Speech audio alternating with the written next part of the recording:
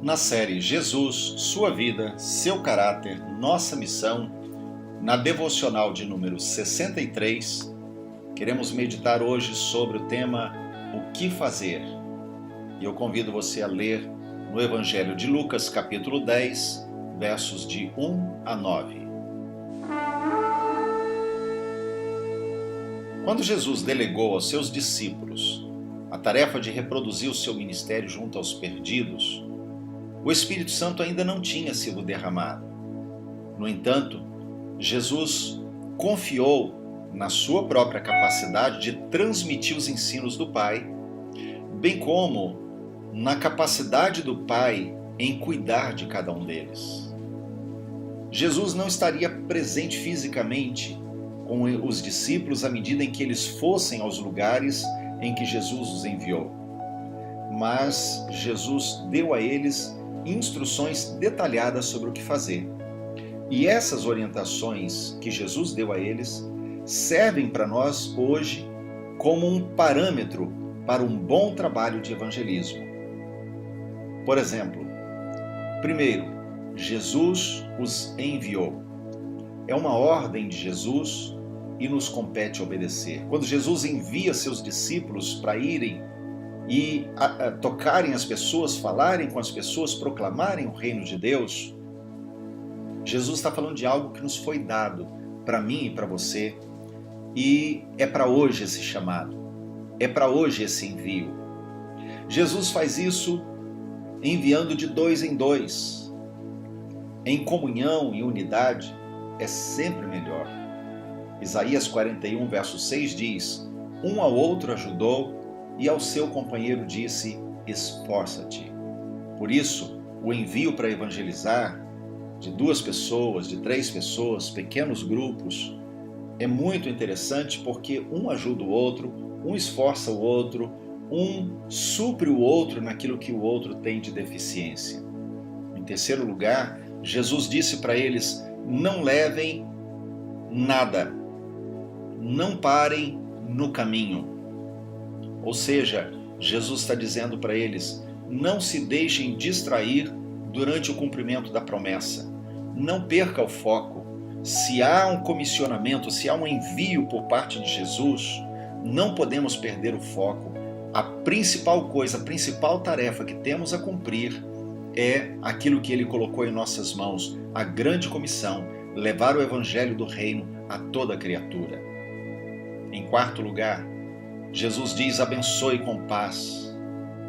O que está em mim e em você, aquilo que está em cada pessoa que genuinamente nasceu de novo, entregou sua vida para Jesus, sempre é transferível.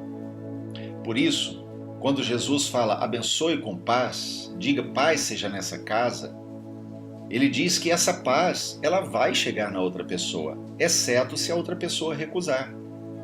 Então, aquilo que está em nós pode ser transferível. Então, quando você é comissionado, quando você é enviado para falar, para testemunhar de Jesus, comece abençoando, declare paz sobre a vida das pessoas, não apenas sobre os irmãos.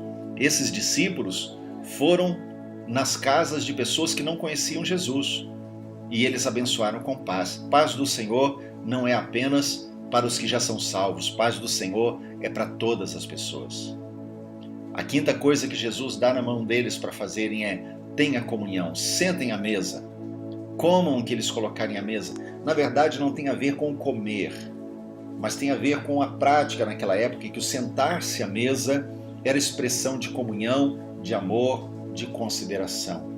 Por isso, Jesus está dizendo, essas pessoas precisam de comunhão. E se você está sendo enviado, se você está sendo comissionado para levar o evangelho para as pessoas, e isso não é apenas para pastor, para missionário, é para todo crente, se você está sendo comissionado, em primeiro lugar, não perca o foco, abençoe com paz, mas lembre-se, relacione-se com as pessoas, para que elas vejam na sua vida a obra que Jesus já fez e queiram na vida delas aquilo que elas estão vendo na sua vida. Em sexto lugar, Jesus, ele diz para os seus discípulos, curai os enfermos. Então, esteja atento às necessidades do outro. Pode ser que a pessoa que você vai evangelizar, a pessoa com quem você vai compartilhar as boas novas do reino de Deus, não esteja enfermo e não tenha ninguém enfermo na casa. Mas você pode estar atento a outras necessidades. Esteja atento, importe-se com as pessoas. Apresente-se como canal de Deus para abençoar. Em sétimo lugar, Jesus diz: anunciai que é chegado o reino de Deus. E o que é interessante é que isso acontece em último lugar.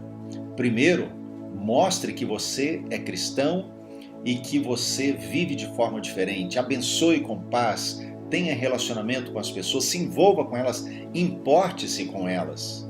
E então, depois, proclame o Evangelho.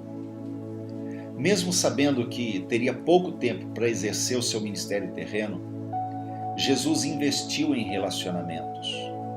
Pouco mais de 3 anos foi suficiente para transformar o mundo com apenas 11 homens. Portanto, invista em evangelismo, invista em discipulado, invista em relacionamentos saudáveis.